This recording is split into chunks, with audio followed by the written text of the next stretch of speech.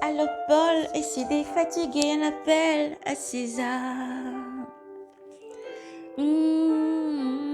3 jours après son arrivée dans la province, Festus monta de Césarée à Jérusalem.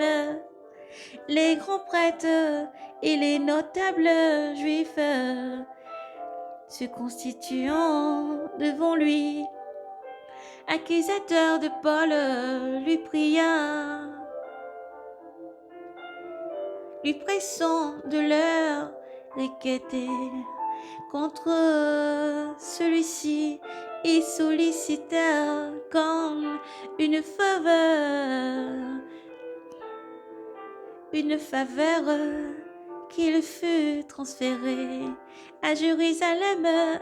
Il préparait un guet-apens pour le tuer en chemin. Mais Festus répondit que Paul devait rester en prison à Césarée, que lui-même d'ailleurs allait partir tout de suite. Que ceux donc d'entre vous qui ont qualité, dit-il, descendant avec moi, et si cet homme est coupable en quelque manière, qu'il mette en accusation.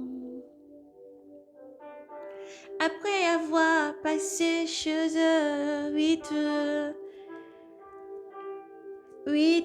jours, 8 à 10 jours au plus tard, il descendit à Césarée et siégea au tribut. Le lendemain, il fit amener Paul quand celui-ci fut arrivé. Les Juifs descendus de Jérusalem l'entoura, portant contre lui des accusations nulles, multiples et graves qu'il n'était pas capable de prouver. Paul s'était fondé. Je n'ai, disait-il, commis aucune faute contre la loi des Juifs, ni contre le temple, ni contre César, voulant faire plaisir aux Juifs.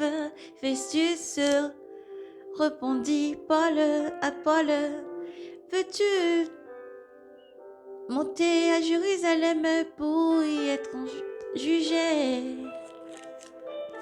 Pour y être jugé.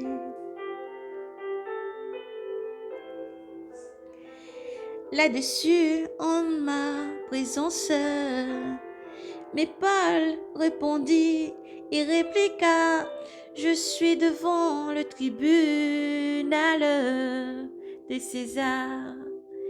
C'est là que je dois être jugé. Je n'ai aucun tort aux Juifs, tu le sais très bien toi-même. Mais si je suis réellement coupable, si j'ai commis quelque crime qui mérite la mort, je ne refuse pas de mourir. Si par contraire il n'y a rien de faute en moi, ni fondé dans les accusations de ces gens-là contre moi, nul n'a le droit de me céder à eux. J'en appelle à César. Alors Festus, après, en voyant conférer avec son conseil, répondirent, Tu en appelles à César, tu iras devant César. Gloire à toi, Seigneur. Gloire à toi, Seigneur Jésus. Et gloire et louange à toi. Jésus est avec vous. Jésus est avec vous.